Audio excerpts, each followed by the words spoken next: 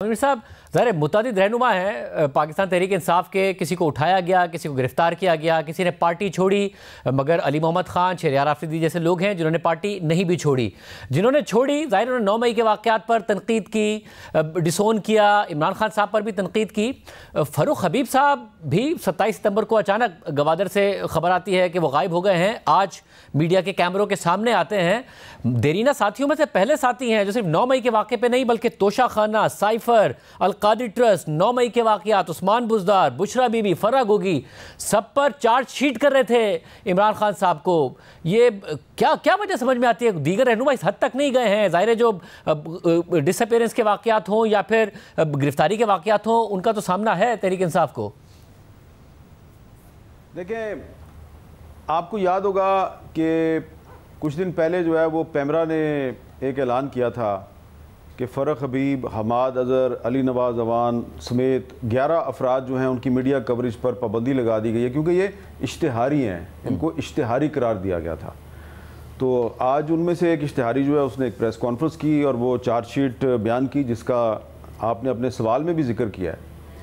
तो मैं ये समझता हूँ कि क्योंकि इन पे जो मुकदमात हैं उनकी नौयत बड़ी संगीन थी और जब ये अंडरग्राउंड थे तो इन्होंने जो बयानात दिए, जो इन्होंने वीडियो स्टेटमेंट्स जारी की, जो ट्वीट्स करते रहे, उसमें ये इमरान खान को अपनी रेड लाइन करार दे रहे थे, लेकिन ये खुद रेड लाइन क्रॉस कर गए। काफ़ी दफ़ा इन्होंने रेड लाइन क्रॉस की।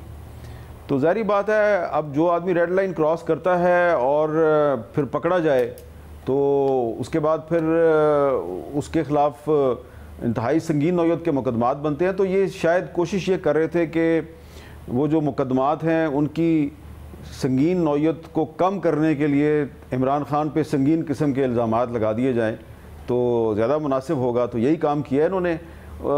इनके मुकाबले पे उस्मान डार और सदाकत अब्बासी साहब पे इतने ज़्यादा संगीन मुकदमात हैं नहीं हैं।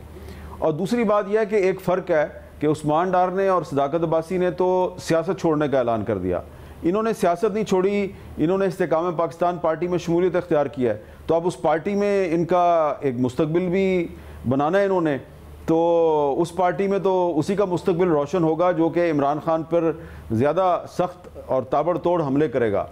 तो मेरा ख्याल है कि फ़ारूक हबीब साहब जो है ना, अपना जो सियासी मुस्तकबिल है उसको सिक्योर करने के लिए और उसमें मज़ीद रोशनी भरने के लिए वो इमरान खान पर इल्ज़ामात लगा रहे थे।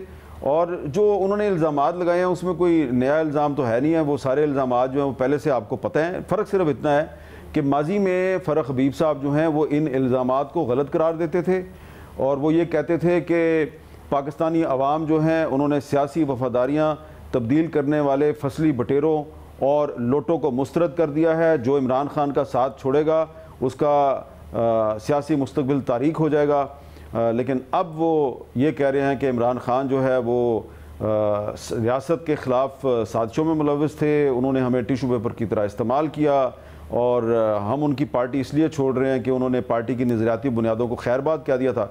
तो बस इतना सा फ़र्क है, पहले वो किसी और को फसली बटेरा कह रहे थे, अब वो खुद बन गए हैं, इतना सा फ़र्क है। और हमीद साहब, ये मैसेजिंग है क्या? क्योंकि इलेक्शन ज़ाहिर है करीब आ रहे हैं, अगर जनवरी में इलेक्शनों को होना है इलेक्शन कमीशन के मुताबिक जनवरी के आखिर में, तो क्या पैगाम क्लियर है कि या तो तहरीक इंसाफ छोड़नी पड़ेगी या किसी और पार्टी में जाना पड़ेगा?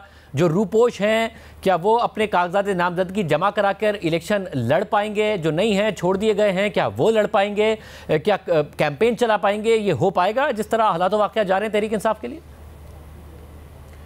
देखें, जो फ़ारूक हबीब साहब का मामला है ना, ये एक मिसाल बनेगी कि वो लोग जो अंडरग्राउंड थे, जिन पे संगीन मुकदमात थे, अगर वो फ़ारूक हबीब साहब की तरह इस्तेकाम पाकिस्तान पार्टी को ज्वाइन कर लें या परवेज़ खटक साहब की पार्टी को ज्वाइन कर ले, तो ना सिर्फ ये कि अगले इलेक्शन में उनको हिस्सा लेने का मौका मिलेगा, बल्कि हो सकता है कि वो जीत भी जाएँ।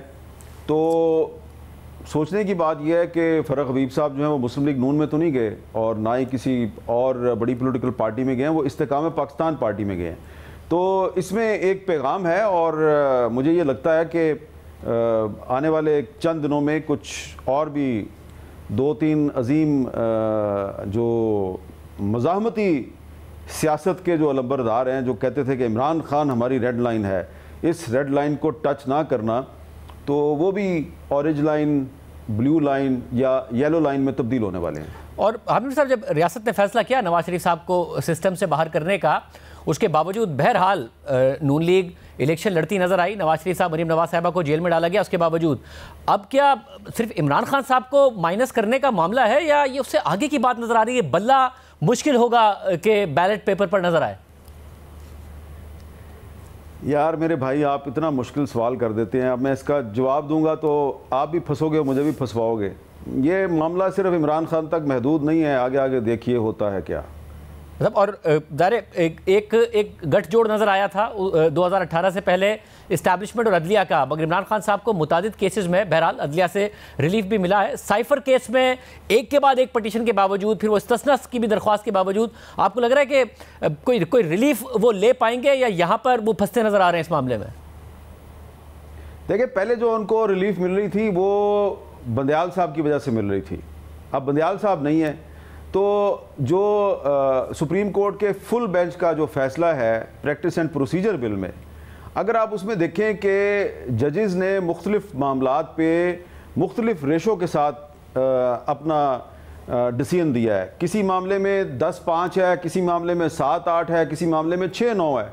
तो इसका मतलब यह है कि पाकिस्तान की जो सुपीरियर जुडिशरी है उसकी सोच में एक तब्दीली आई है और थोड़ी सी उन्होंने जो है इंडिपेंडेंस का मुजाहरा किया है। तो मुझे लगता है कि ये ख्वाह इमरान खान का मामला हो या नवाज शरीफ का मामला हो या किसी और सियासतदान का मामला हो, डिक्टेशन जो है वो अब जुडिशरी कबूल नहीं करेगी। ना ही डिक्टेटेड फैसले लिखे जाएंगे, ना ही डिक्टेटेड फैसले पढ़ के सुनाए जाएंगे। ये एक बुनियादी फ़र्क है।